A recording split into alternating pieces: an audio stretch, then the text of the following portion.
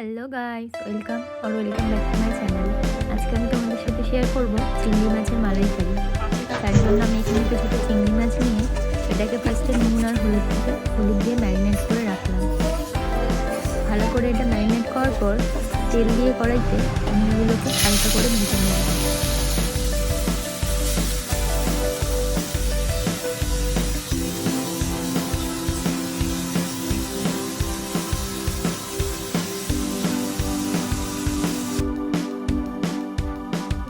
চিংড়ি মাছগুলোকে উল্টে পাল্টে ভেজে নিচ্ছি। এটা ভাজা হয়ে গেলে আমি তুলে রাখবো।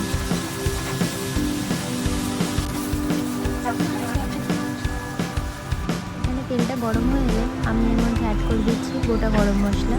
তারপর আমি এখানে অ্যাড করব পেঁয়াজ, আদা, রসুন ও লঙ্কা দিয়ে একটা পেস্ট। আমি এখানে পেস্টটা দিয়ে ভালো করে ভেজে নিলাম।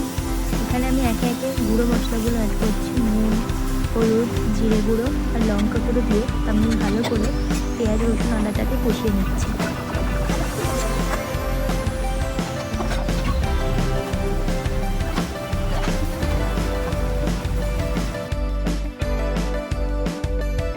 মশলাটা ভালো করে কষানো হয়ে গেলে আমি এখানে একটু জল দিয়ে আরেকবার এটা ভেজে নিলাম। তারপর আমি এখানে দিয়ে নিচ্ছি নারকেলের পেস্ট। এটা দিয়েও ভালো করে ভেজে নিতে হবে।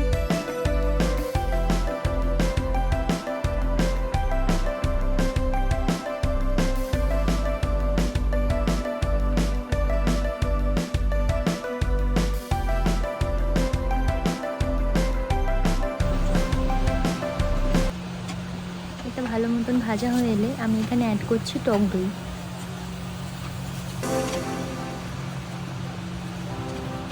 সব মশলাগুলো কষিয়ে আমি কিছুক্ষণ জল দিয়ে ঢাকা দিয়ে রাখলাম। জলটা একটু ফুটে এলে আমি এখানে চিংড়ি মাছগুলো অ্যাড করে দেবো।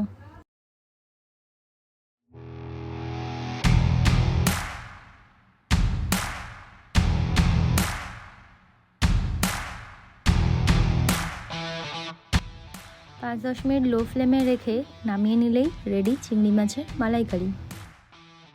আপনারাও খুব সহজে এটা বাড়িতে বানিয়ে নিতে পারবেন। So please let me no কেমন লাগলো রেসিপিটা, আমাকে কমেন্টে অবশ্যই জানাবেন।